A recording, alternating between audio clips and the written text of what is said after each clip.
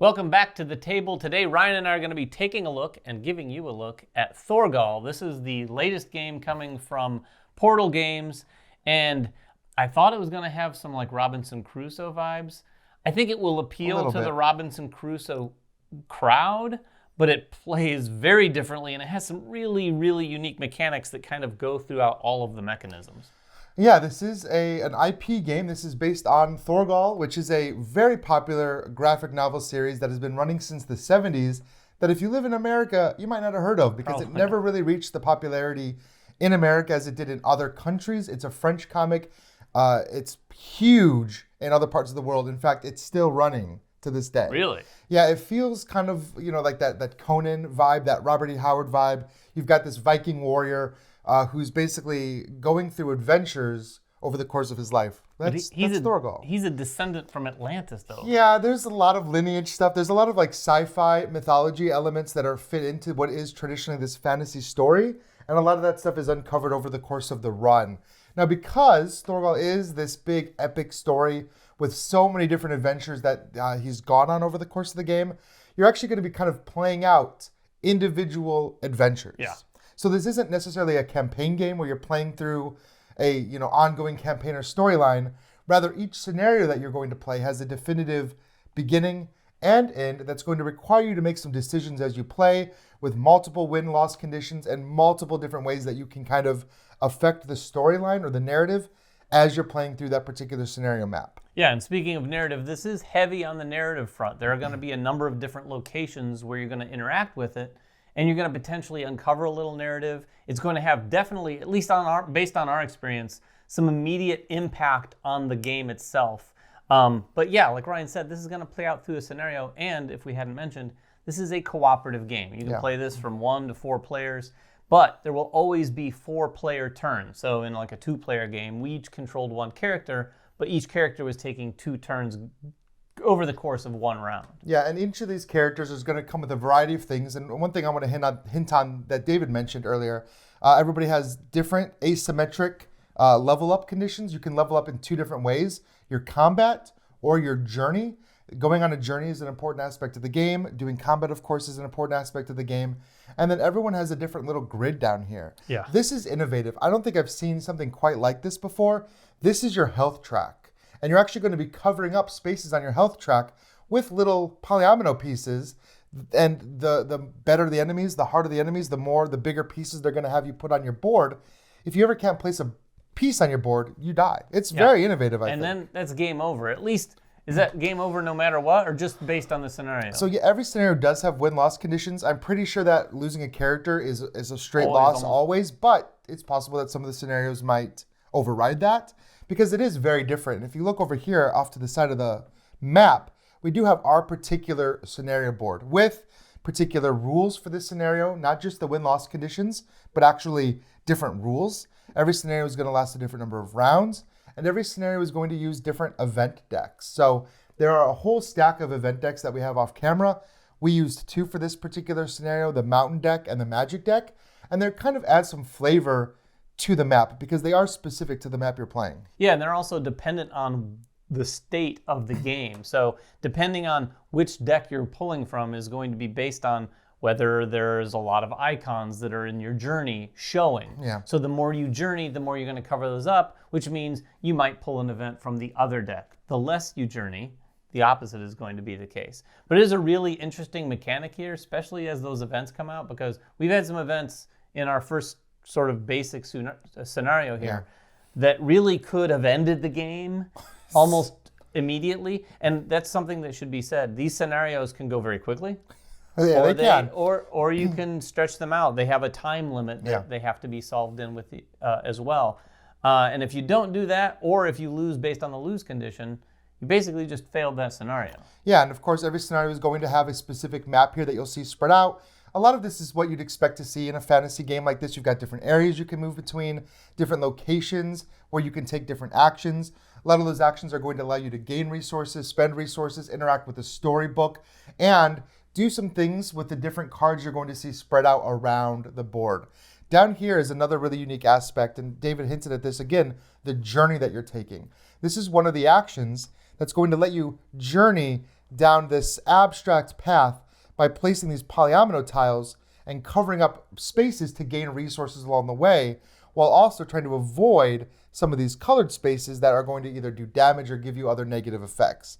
It's a very interesting system. It really is interesting, and this is the second place where these polyominoes come into play. There's one more that we'll get to shortly.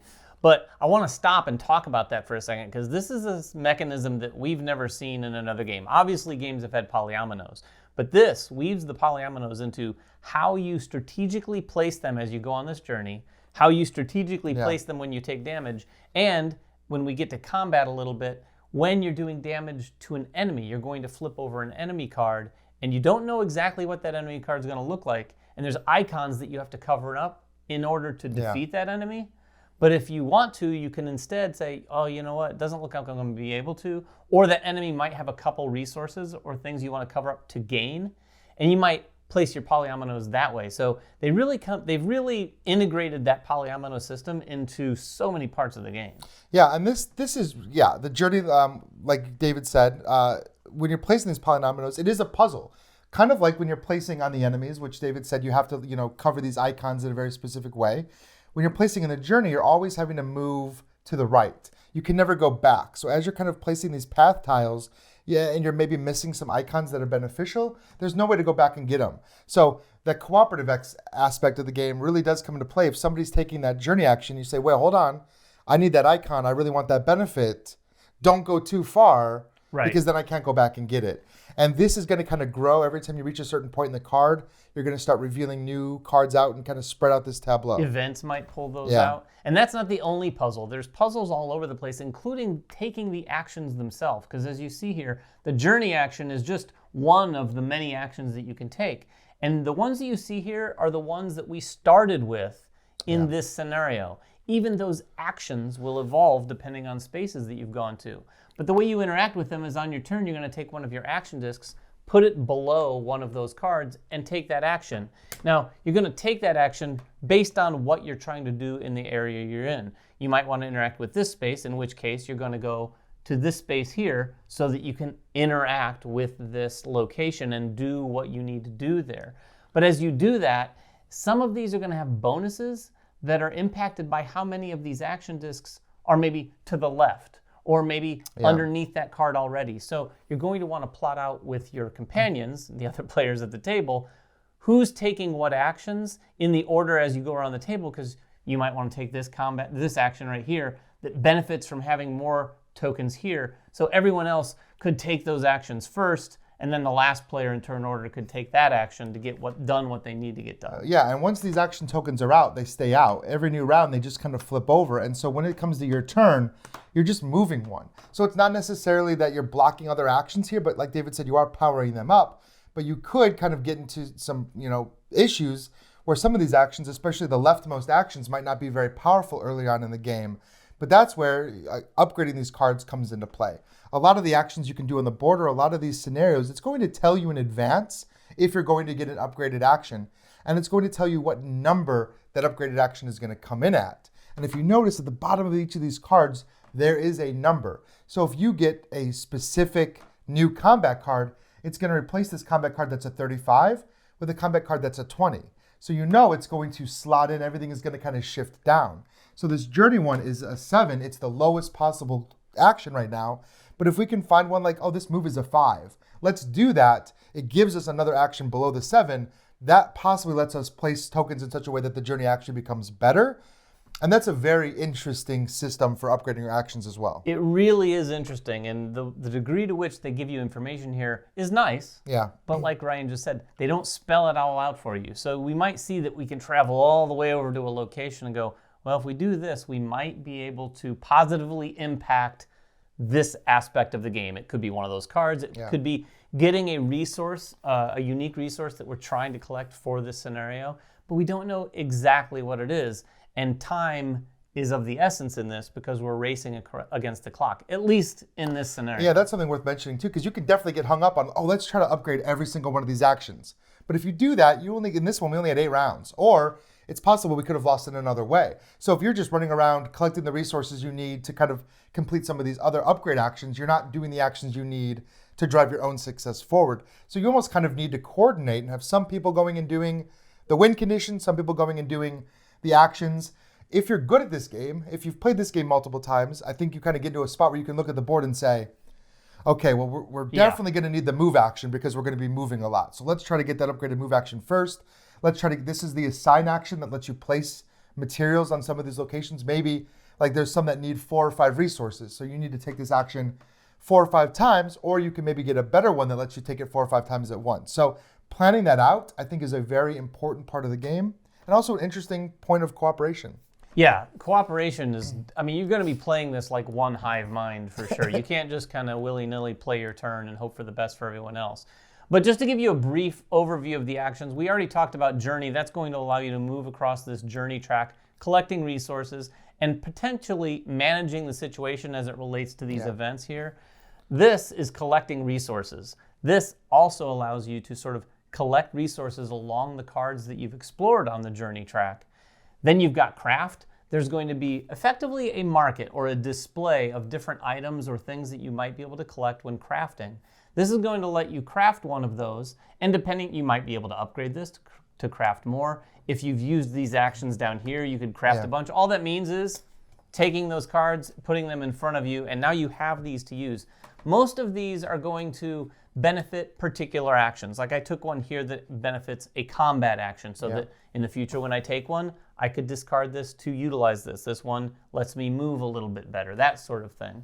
And then the next one, like you said, is called? Yeah, this is assign, and this is a lot of these locations that you're going to interact with want you to bring items back to them. And you're going to get those items, like we said, from collecting or gathering and doing the journey.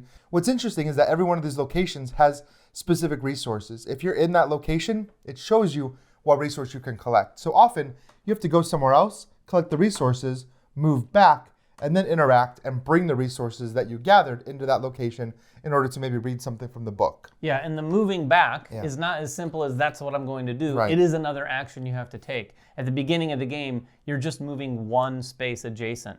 And we all started in one of the 1 locations. All the locations kind of have a chronology to them. As you play through the game, you're going to have access to the 2, then the 3, then ultimately the 4 area on the board. When you move, you're just simply moving to one of these regions. And when you're in a region, you have access to all of those locations in it.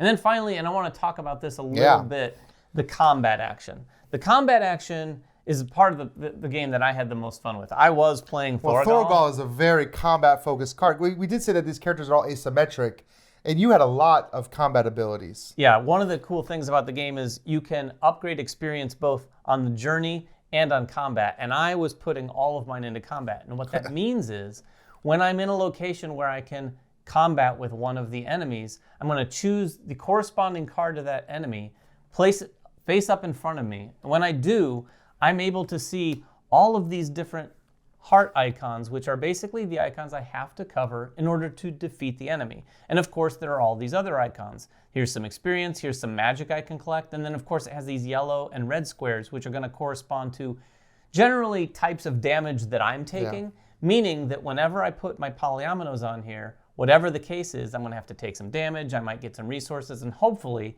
I might cover up all their hearts and defeat that enemy and take them off the board. But to get those polyominoes, I'm rolling dice, and I'm going to look at my experience track. I start with a green and a yellow, but I had upgraded all the way to a yellow, an orange, and a red.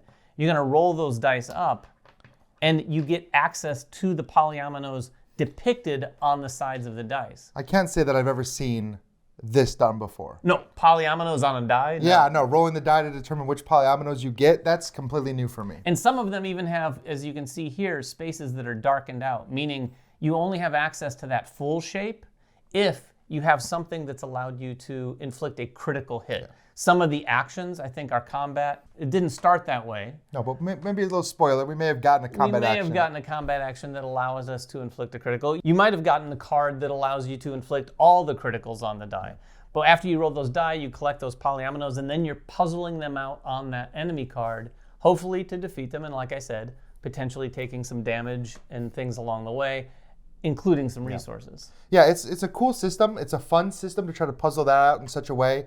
Sometimes you might make a mistake. If you take too much damage and you can't lay out one of those tiles, then unfortunately, it's game over. So you've got to be really careful about how much damage you take. And managing that damage, finding ways to heal that damage is a key part of the game as well. And like David said, a lot of that's being done with these items, increasing your strength, increasing your healing, and things like that. But these are just the basic actions of the game. You might get some upgrades that even give you slashes, where you get to choose one action or another action. There's just a lot that can be done with these. And again, you have the items, you have your character's special powers that are unique to your characters. All of that is in design of getting from where you start to completing that win goal, hopefully before you lose. We can't talk a lot about that. We don't want to spoil a lot of what that looks like. But we did win ours, but there was at least 2 times where we were so close to losing and we just barely eked it out. Yeah, there was an event that was coming up that we knew, because all the events have an immediate effect, and then they have and here's the next extra effect that's going to happen during the next event. And the next one said, something's going to happen. And we knew that would make us lose. So we had to figure out a way that round to prevent that from happening, which was tricky. Yeah. I don't know how all the scenarios are going to play out, but we had to have progressed far enough to basically have access to a location that allowed us to counterbalance some of what was going to happen. It was an interesting puzzle to solve, in addition to the overall puzzle going on. Yeah, there's a lot of different puzzles to solve here, and I think if you're a fan of this type of game, you already kind of see a lot of things you might like about this or that are very innovative about this. Games like Robinson Crusoe or just any kind of exploration game that's almost like a sandbox adventure, I think you'll probably enjoy this, although this one is more tightly focused with the narrative. Yeah. Because there is a plot that you're trying to interact with. There is like a narrative that's unfolding over each scenario, and there's a bunch of different scenarios in the book. We have several, and we don't even have all of the possible scenarios. And even when you come back and play a scenario again, it's going to unfold very differently based on the way that those event cards come out, because you have to find yourself running around mitigating those events as well as doing the actual objectives. Yeah, in many ways, this feels like obviously a very challenging co-op, but also a very variable co-op. This game is going to feel very different.